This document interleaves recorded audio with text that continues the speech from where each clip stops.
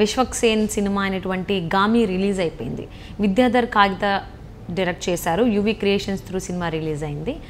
మరి ఈ cinema review ఇవ్వడానికి అందులో హైలైట్స్ ఏంటి, అందులో మైనస్లు ఏమున్నాయి, ఇలా ఎన్నో విషయాలు మన అందరికీ తెలియచేయడానికి ఈరోజు మనతో పాటు ఉన్నారు సీనియర్ జర్నలిస్ట్ యజ్ఞమూర్తి గారు ఉన్నారు. వారితో మాట్లాడదాం. హాయ్ అండి. హాయ్ సౌజన్య. గామి విశ్వక్సేన్ సినిమా ట్రైలర్ చూస్తే మల్టిపుల్ స్టోరీస్ ఉన్నట్టు అర్థమవుతోంది.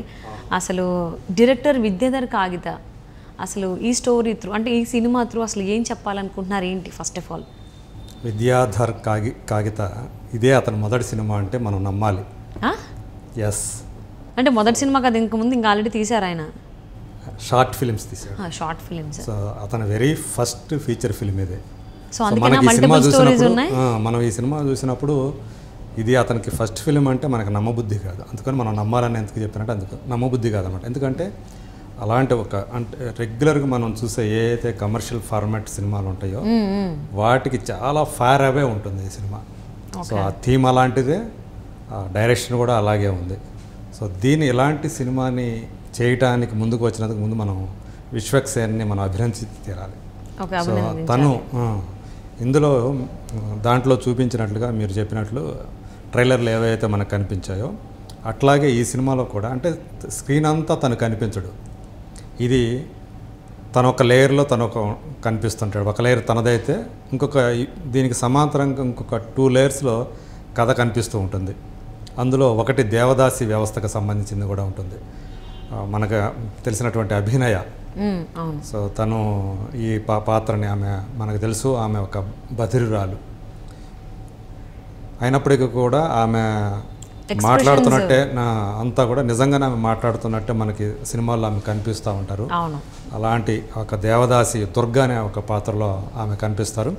ఆమె కూతురు ఒక అమ్మాయి, టీనేజ్ అమ్మాయి ఉమా అని. సో వాళ్ళిద్దరి కథ ఒకటి ఉంటుంది. చిన్న అమ్మాయి కదా, టీనేజ్ కాదు కదా, చైల్డ్. అదే టీనేజ్కి వస్తున్నటువంటి అమ్మాయి, చైల్డ్గా నాట్ చైల్డ్, టీనేజ్కి వస్తున్నటువంటి. ఎందుకంటే అది కథలో మనకు తెలుస్తుంది. అది ఓకే. అంటే ట్రైలర్లో కనిపించడం ఏంటంటే చిన్న పిల్లలాగా, అమ్మాయిలాగా, అంటే ఒక చైల్డిష్ చిన్న పిల్ల అన్నట్టు అనిపిస్తుంది. అంటే దేవదాసి వ్యవస్థకు సంబంధించి ఆ పిల్లకు కూడా దాంట్లో కొనసాగింపుగా మనకు కనిపిస్తుంది. ఇంకొక లేయర్ వచ్చేసి ఎక్కడో ఒక ప్రపంచానికి తెలియనటువంటి ఒక నిగూఢమైనటువంటి ఒక ప్రయోగశాల, ఒక జైలు లాంటి ప్రయోగశాల. ఆ ప్రయోగశాలలో మనుషుల మీద రకరకాల ప్రయోగాలు జరుగుతూ ఉంటాయి. వాళ్ళ మస్తిష్కాన్ని అంటే బ్రెయిన్కి సంబంధించి బ్రెయిన్ని ఆల్టర్ చేసి సో మనిషిని మార్చేసే అంటే వాళ్ళలో ఒరిజినల్ ఎవరైతే ఉన్నారో వాళ్ళు కాకుండా వీళ్ళకి కావలసినట్లుగా వాళ్ళని తయారు చేసే ఒక ప్రయోగాలు జరుగుతూ ఉంటాయి. అత్యంత క్రూరమైనటువంటి ప్రయోగాలు. అది ఇంకొక లేయరు. సో ఈ ఇద్దరికి అంటే అందులో చూపించిన దేవదాసి కానివ్వండి, లేదా దాని పేరు క్యాట్ సెల్ అంటారు. క్యాట్ సెల్లో కనిపించే ఒక అబ్బాయి, ఒక చిన్న అబ్బాయి, టీనేజ్ అబ్బాయి. సో ఆ అబ్బాయికి అలాగే ఎవరైతే ఇంకొక కథ ఉంటుందో శంకర్, సో ఆ పాత్రని విశ్వక్సేన్ పోషించాడు. సో ఒక అఘోర ఆశ్రమంలో నుంచి మనకి అతను కనిపిస్తాడు మనకి. సో వాళ్ళందరూ కూడా తనకేంటంటే మనిషి స్పర్శ తగిలితే చాలు తను పడిపోతాడు. అంటే అతను మనిషి స్పర్శ అతని శరీరానికి పడదు. సో అతనిలో మార్పు వచ్చేసి నీలిరంగు అంటే బ్లూ కలర్లో మారిపోతుంది అతని శరీరం. సో అలాంటి ఒక డిజార్డర్ అతనికి ఉంటుంది. అంటే దానికి నయం చేయలేనటువంటి ఒక రోగం లాంటిది అనుకోవాలి. అట్లా అతను ఆ ఆశ్రమం నుంచి బహిష్కరింపబడతాడు. ఎందుకంటే తను ఎవరిని ముట్టుకోలేడు. ముట్టుకుంటే అతను పడిపోతాడు. తనే, అవతలాడు కాదు. సో తను అలాంటి పరిస్థితుల్లో అతను ఎవరు భరించడం కష్టం కదా, అందుకని అతను బహిష్కరిస్తారు. కానీ మరి అతను ఎలా దాని నుంచి అలాంటి బయటికి రావాలంటే ఎక్కడో ద్రోణగిరి పర్వతాల్లో, హిమాలయాల్లో ఉండే ద్రోణగిరి అనే పర్వతాల్లో మనం పుట్టగొడుగులని ఏవైతే అంటామో అలాంటి దాని పేరు మాలికా పత్రము సంథింగ్ అట్లా తెలుగులో పెట్టారు. సో అది 36 సంవత్సరాలకి ఒక్కసారి మాత్రమే అవి వాటి యొక్క ప్రభావం ఉంటుంది, శక్తి ఉంటుంది. అవి అంటే వెలుగుతాయి. వాటి అప్పుడు కూడా ఒక 24 అవర్సే అన్నమాట వాటి యొక్క శక్తి ఉంటుంది. ఆ టైంలోనే వాటిని కనుక తీసుకుంటే కనుక ఔషధ రూపంలో అప్పుడు ఇతనికి ఉన్నటువంటి ఆ జాడ్యం పోతుంది. సో దానికోసం అతను చేసే ప్రయాణమే ఈ గామి, అంటే అతని గమ్యం అది. ద్రోణగిరి పర్వతాల్లో ఉండే పుట్టగొడుగుల్ని చేజిక్కించుకోవటానికి, అది కూడా 15 రోజుల లోపల. ఇతను 15 రోజుల టైమే ఉంటుంది అప్పటికి, ఎందుకంటే ఆ గడియ వచ్చేస్తుంది, అవి వికసించే గడియ వస్తుంది, వాటి ప్రభావం ఉండే గడియ 15 రోజులు వచ్చేస్తుంది. ఆ 15 రోజుల లోపల నువ్వు వెళ్ళకపోతే మళ్ళీ 36 సంవత్సరాలు ఆగాలి. సో ఆ గమ్యం చేరుకోవడానికి అతను చేసే ప్రయాణమే అతని గామి అనమాట. ఓకే. సో పథికుడు అంటాం మామూలుగా మనం, అంటే ఒక ప్రయాణం చేసేవాడు. ఇతను గమ్యం కోసం ప్రయాణం చేసేవాడు. సో ఆ టైంలో అతనికి ఎదురయ్యేటువంటి అనుభవాలు ఒకవైపు వస్తూ ఉంటే, ఇంకోవైపు ఇందా చెప్పినట్టు దేవదాసి వ్యవస్థ, వాళ్ళకి ఆ దేవదాసికి ఇతనికి ఉన్న సంబంధం ఏంటి, అలాగే ఆ క్యాట్సెల్లో ఉండే అబ్బాయికి ఇతనికి ఏంటి సంబంధం, దీని మీద ఈ 3 లేయర్స్ మీద ఈ కథ నడుస్తూ ఉంటుంది. దీన్ని ఫస్ట్ హాఫ్ మాత్రం మనకి సెకండ్ హాఫ్ చూడటానికి కావాల్సినంత కొంచెం ఓపిక పెట్టి చూడాలి. ఎందుకంటే స్క్రీన్ ప్లే కొంచెం డల్గానే ఉంది ఫస్ట్ హాఫ్లో. ఏంటి అసలు కథ ఏమవుతుంది, ఏం చెప్పదలుచున్న దర్శకుడు అనేది మనకు ఫస్ట్ హాఫ్లో అర్థం కాదు. మనం పొరపాటు పడే అవకాశం కూడా ఉంది. ఈ క్యారెక్టర్ల గురించి వీళ్ళు పలానా వాళ్ళు అయి ఉంటారు, ఆ కథకి ముందు వేరే 2 లేయర్స్ ఏవైతే ఉన్నాయో, ఆ అబ్బాయి క్యాట్సెల్ ఉండే అబ్బాయికి, అలాగే దుర్గానే దేవదాసికి, శంకర్కి ఉండే సంబంధాలు ఏవైతే ఉంటాయో అవి మనం వేరేగా అనుకుంటాం. కానీ సెకండ్ హాఫ్లో వచ్చేప్పటికి ఒక్కొక్కటి ముడి విప్పదీస్తూ వెళ్ళాడు. తర్వాత మనకు తెలిసిపోతుంది ఇది వాళ్ళకి తనకు ఉండే సంబంధం ఏంటనేది. అది చాలా ఇంట్రెస్టింగ్గా ఉంటుంది. అంటే చివరి అర్ధగంట మాత్రం సినిమా చాలా ఇంట్రెస్టింగ్గా డైరెక్టర్ తీశాడు. కాకపోతే ఆ సెకండ్ హాఫ్ చూడటానికి ఈ ఫస్ట్ హాఫ్ అంతా మనం భరించాలి. దాన్ని కూడా అతను కనుక నిజంగా పెట్టుకోవచ్చు, దాన్ని కూడా మంచిగా స్క్రీన్ ప్లే తోటి, పకడ్బందీ స్క్రీన్ ప్లే తోటి కనుక ఈ సినిమా అంటే ఇంకొక స్పేస్లో ఉండి మనం అంటే ఆలోచింపచేసే సినిమా. ఆ రకంగా చూసుకున్నప్పుడు ఇది క్రిటికల్గా ఎవరైతే ఉత్తమాభిరుచి గల ప్రేక్షకులు అంటారు చూడండి, అలాంటి ప్రేక్షకులకు నచ్చే సినిమా. అంతేగాని రెగ్యులర్ సినీగర్స్కి మసాలాల సినిమాలను ఇష్టపడే వాళ్ళకి మాత్రం ఈ సినిమాని నేను అస్సలు సజెస్ట్ చేయను చూడమని, ఎందుకంటే వాళ్ళకి అర్థం కూడా కాదు. సో ఆ రకంగా చూసుకుంటే ఇది ఒక అంటే ఈ గామి సినిమా ఒకసారి చూస్తే అర్థమవుతుందా అందరికీ, ఎవరికైనా? చాలామందికి అర్థం కాకపోయే అవకాశాలు కూడా ఉన్నాయి, అదే నేను చెప్తున్నాను. అంటే రెగ్యులర్ సినీగర్స్కి ఇది ఏం సినిమా అనుకునే ప్రమాదం ఉంది, ఇంత తలనొప్పిగా ఉంది అని చెప్పేసి అనుకోలేదు. ఎందుకంటే దాంట్లో మనకి ఫైట్లు, ఇట్లాంటి పాటలు, ఇట్లాంటివి ఏమి ఉండవు ఇందులో. అవును. సో అందువల్ల బ్యాక్గ్రౌండ్లో వచ్చే తప్ప మిగతా ఏమి రెగ్యులర్గా వచ్చే పాటలు, ఫైట్లు ఇట్లాంటివి లేకుండా సాగే సినిమా. కేవలం కథ, దాని బేసిస్ అంటే కథే ప్లస్ పాయింట్ అనుకోవచ్చా ఈ సినిమాకి? సినిమా కథ ప్లస్ పాయింట్, ఆ క్యారెక్టరైజేషన్, శంకర్ క్యారెక్టరైజేషన్ కానివ్వండి, అలాగే ఆ క్యాట్సెల్ అబ్బాయి క్యారెక్టర్ కానివ్వండి, దానికి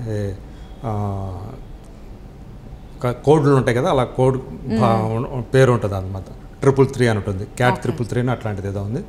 అట్లాగే దేవదాసి దుర్గగా అభినయ, ఆమె కూతురుగా చేసిన అమ్మాయి పేరు హారిక, అమ్మాయి పేరు ఉమా. సో ఈ క్యారెక్టర్లు వీళ్ళందరూ కూడా చాలా బాగా చేశారు. అట్లాగే ఆ క్యాట్సెల్లో ఉండే ఎవరైతే సైంటిస్టులు ప్రయోగాలు చేస్తూ ఉంటారో, మయాంక్ పారక్ అని అతను బాంబే యాక్టరు, చాలా తెలుగు సినిమాల్లో చేశాడు. సో అతను ఒక కీలక పాత్ర చేశాడు. అట్లాగే చాందిని చౌదరి, సో అమ్మాయి హీరోయిన్ లాంటి పాత్రే. అంటే గామి శంకర్కి అతని ప్రయాణంలో తోడుగా ఉండే పాత్ర.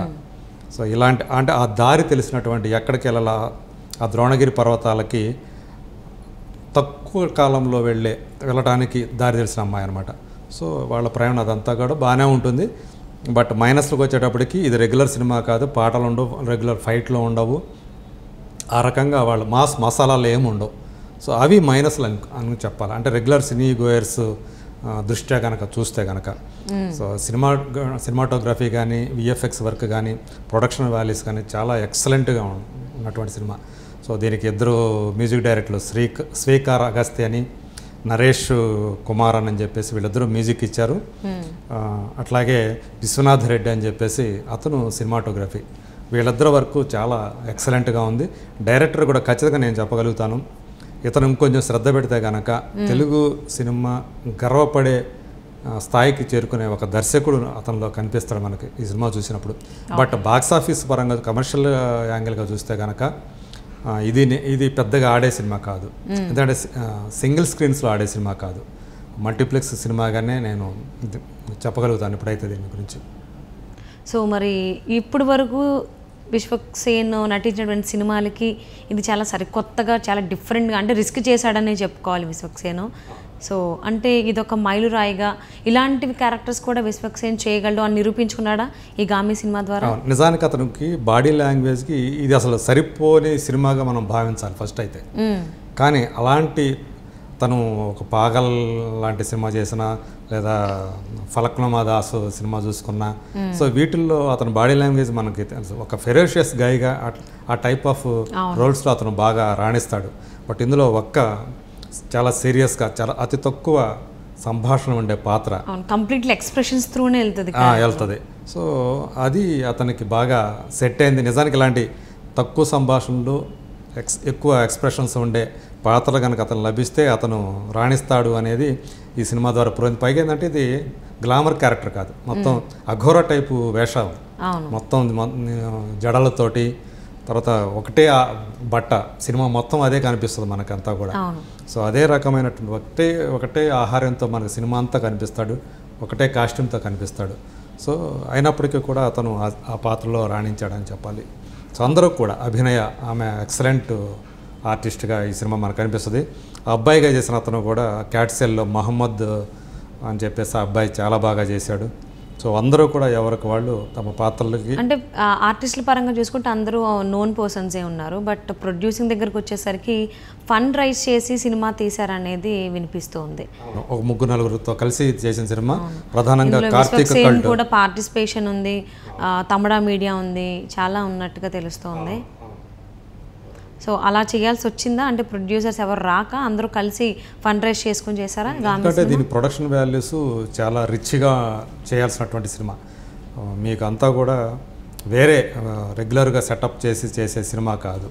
సో ఆ హిమాలయ పర్వతాలు, ఆ ప్రయాణాలు, అట్లాగే ఒక సెట్, క్యాట్సెల్కి సంబంధించినటువంటి సెట్ కావాలి. సో ఆ సెట్ కానివ్వండి, సో అట్లాగే దేవదాసికి సంబంధించినటువంటి ఆ దేవాలయము, అది అలాంటివి కూడా చాలా బాగా చేశారు. అది అన్నీ కూడా ప్రొడక్షన్ వాల్యూస్ కావాలి కాబట్టి, సో ఒకరి మీదే ఆ భారం పడకుండా వాళ్ళు అట్లా ప్రధానంగా కార్తీక్ కల్ట్ క్రియేషన్స్ అనేవాళ్ళు దీన్ని టేకప్ చేసి మిగతా 3-4 సహకారంతో ఈ సినిమాని తీశారు. అందులో విశ్వక్సేన్ కూడా ఉన్నాడు. సో తనకు ఆ సబ్జెక్ట్ నచ్చి తను కూడా ఇందులో నిర్మాణంలో భాగస్వామి అయినట్టు మనం భావించాలి. ఓకే. సో ఏదేమైనా కానీ ఈ గామి సినిమా సరికొత్తగా ఉందనే చెప్పుకోవాలి. ట్రైలర్ పరంగా చూసుకుంటే ఇప్పుడు సినిమా కూడా రిలీజ్ అయింది. సో విద్యాధర్, కాగిత, ఇంకా మంచి మంచి సినిమాలు ఏవైతే ఇప్పుడు ఈ సినిమా ద్వారా మైనస్లు అని చెప్పుకుంటున్నారో అందరూ, సో అవి అధిగమించి సినిమా ఇండస్ట్రీలో తన పేరు కూడా నిలబెట్టుకునేలాగా చేయాలని చెప్పేసి